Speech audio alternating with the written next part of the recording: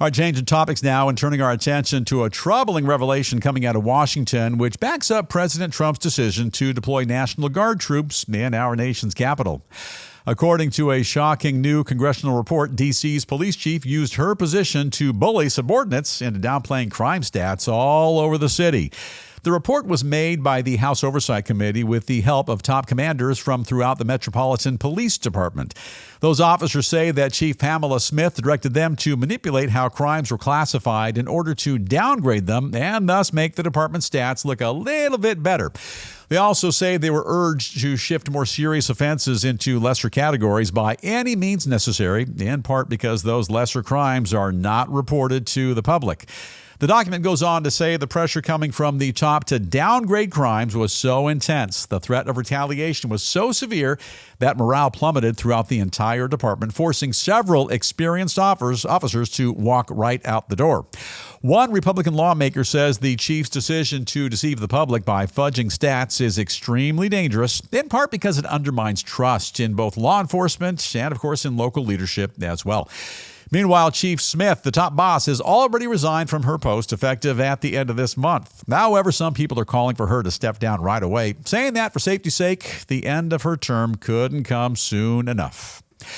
Final thought, this is the News Roundup Lowdown. You can play with the numbers, present false data, manipulate all manner of reports, but the bottom line is this. Folks who live, work, and attempt to get around D.C. are all in the know, and they know life is not as safe in our nation's capital as the chief of police would lead you to believe it is.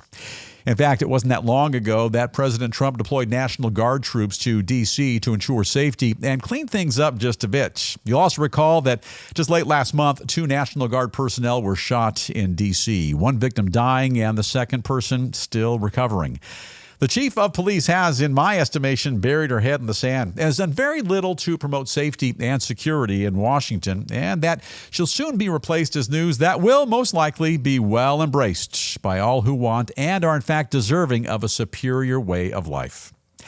Hey, Producer Dave, you are a Washington insider. You're in D.C. or near D.C., and in the interest of public safety, tell me what you're thinking. Should Chief Pammy step down today or stick around like she wants to do until New Year's Eve? What do you think? Well, Bill, I think she's probably doing what's right for law enforcement by allowing for a smooth transition. Yeah. But undoubtedly, the sooner she's gone, the better. Yeah, fudging numbers, that doesn't benefit anybody. Washington, D.C., it's the epicenter of our country. People from all over the planet, they come to visit and to do business with the USA. And therefore, D.C. should be absolutely pristine, safe and pristine. And right now, it's a bit of a quandary, a bit of a mess.